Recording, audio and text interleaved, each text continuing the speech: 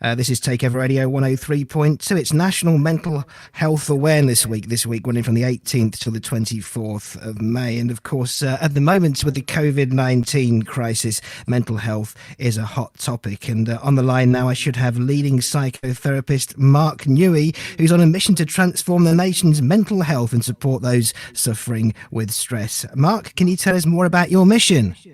Absolutely. I think that obviously we all recognise that mental health is a huge problem, and it was a huge problem before the lockdown and the current crisis. The stats are dreadful, and I won't bore you with those. The problem, of course, now is they're likely to be even worse. And I believe that actually we're approaching mental health from the wrong angle. We're only dealing with it when it becomes a problem. And the issue is that I believe that stress, anxiety and depression are actually not mental illnesses. And of course, those are the things that form most of the mental health problems, stress, anxiety and depression. They're actually signals from our system telling us that our life's not working, that we're not living our life in a way that makes us happy. And what we need to do is actually stand back, have a look at our life and make some changes. But that isn't what we do. We tend to view them as mental illnesses, so we go and see the GP, and the GP generally will put people onto antidepressants. 1 in 6 people in the UK are on antidepressants, which is a frightening number if you ask me. And the problem is, to be fair to the GPs, is that the talking therapy facility is just totally underfunded. 1 in 5 people has to wait a year for mental health therapy, and 1 in 10 people has to wait 2 years, and that's hopeless. And it's true to say as well that 75% of people receive no treatment at all. Exactly. And I think we have to completely re-look at how we're approaching mental health. And actually, I honestly believe it's a lot simpler than we think it is. As I say, the current approach is only to deal with it when it becomes a problem. But actually, if we were proactive, if we were actually educated, taught how our mind works, how we create our reality on a second-by-second basis, how we create and why we create the stress, anxiety and depression, because we're supposed to get them. We are supposed to get stress, anxiety and depression. Yeah, it's all part of the body's natural function, isn't it? And the mind's natural function. Absolutely right. So it's what we do is we try to ignore it, we try to manage it, we try to avoid the things that make us stressed or anxious, and of course none of that actually works. And the principal problem actually is that, and I don't know how many of your listeners are actually familiar with this, but 91% of our mind, so 91% of how we create our reality on a moment-by-moment basis is actually unconscious. And how much do we know about our unconscious? Not a lot. I'm going to guess you're going to say not a lot there. Yeah, exactly. And the problem is we've got all of these sort of unconscious programs running along in the background that we're not really aware that they're there, and certainly not aware how they're actually affecting how we create our reality. And the biggest problem I think we have today is actually around self-esteem. It's actually the very little research has actually been done on self-esteem, and self-esteem is actually just being comfortable in your own skin. Now, why do you think that low self-esteem is such a big problem? Well, it's definitely been massively worsened by social media. I mean, social media is, we're constantly checking what other people think about us, and this is the actual problem with self-esteem. We're actually brought up to worry about what people think about us. And actually, when you think about it, how many people in our life does it actually matter what they think about us? And when I ask people, I actually ask for an answer. Most people will say somewhere between 6 and 10 seems to be the average answer, i.e. it's our immediate family and our mates. And yeah, because with social media, you kind of get the feeling that people post sometimes just to get a reaction, just to get a like.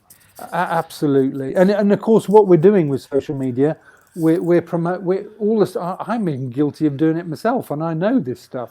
We put all the good stuff on, all the things we've been doing, and all the wonderful times we've been having. And then, of course, a lot of my clients are going, well, I look on Facebook and I don't have all these wonderful times that everybody else is having. And what they're missing is the fact that the people aren't putting the negative stuff up there. Of course they're not.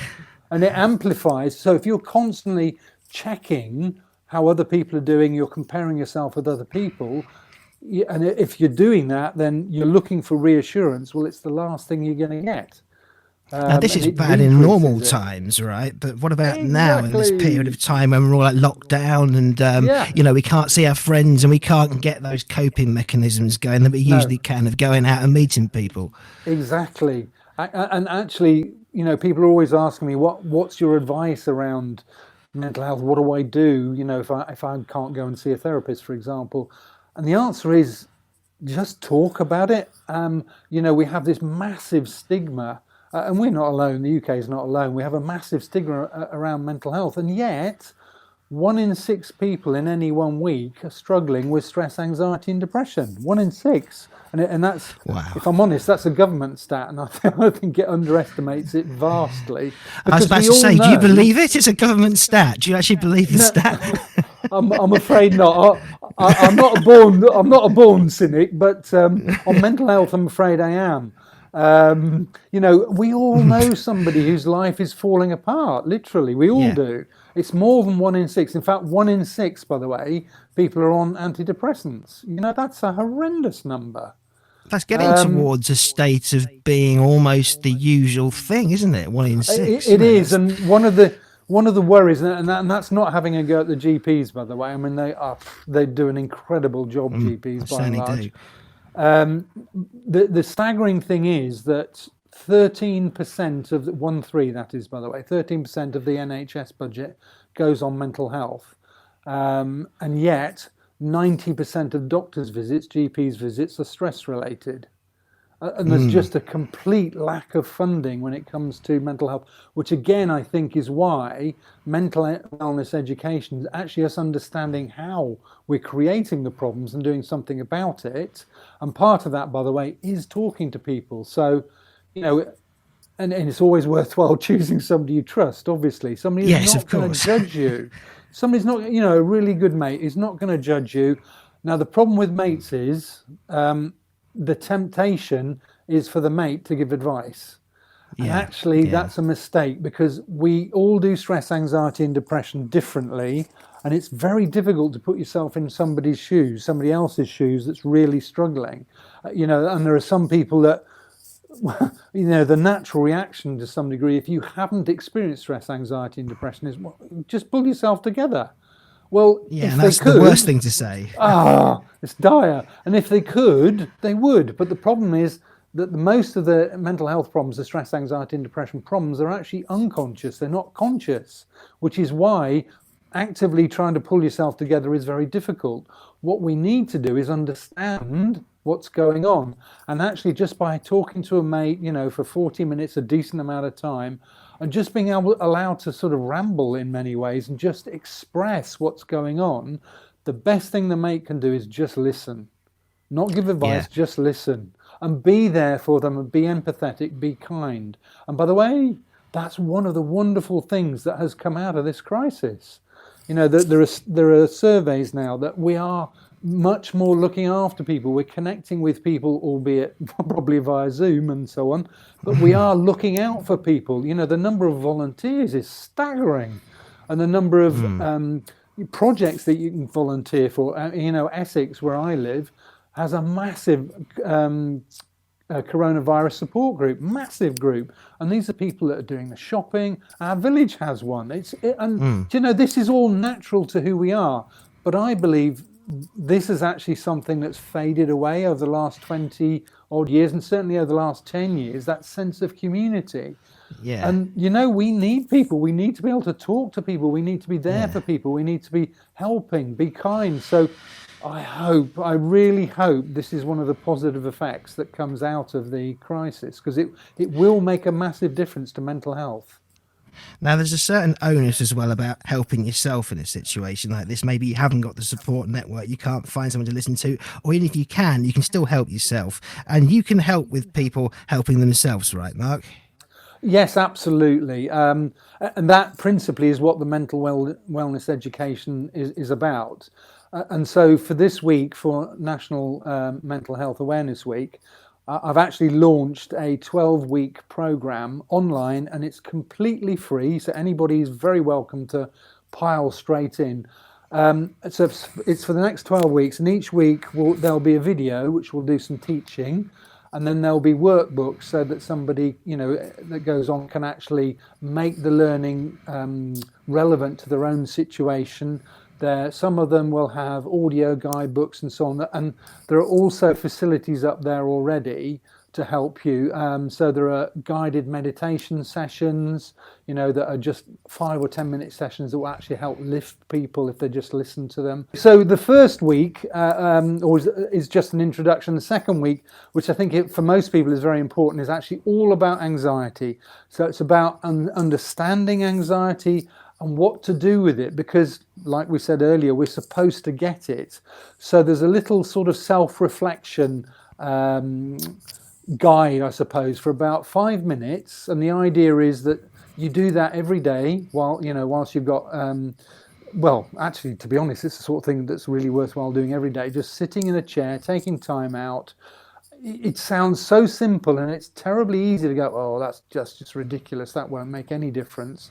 And it will. Just sitting in a comfortable chair, deep breathing for a minute or two, and then just going into, okay, how do I feel? What's actually happening?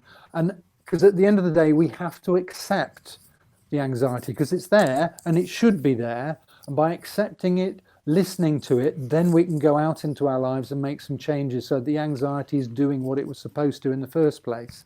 So like I said, there's a whole 12-week program that will guide people through, and we're looking at different topics like parenting, relationships, community building, all these things that have come to the highlight during the crisis, as well as a general understanding about stress, anxiety and depression. And what we're working on in the background also is a mental wellness education app that we're going to launch in the middle of August. It takes a while to develop that sort of thing. And it's basically taking the knowledge and experience I've had over the last 20 years of my own breakdown, because I literally fell apart after a very stressful so you're career. speaking from personal experience here. Yeah, absolutely. Yeah. And it's massively important to know what it's actually like to fall apart. Because it makes a complete difference as to how you guide people. And then over the past 20 years, since then I set up my own practice, I've seen nearly 3,000 people and helped most of them anyway to beat their stress, anxiety and depression. So I always say I learn from every single client.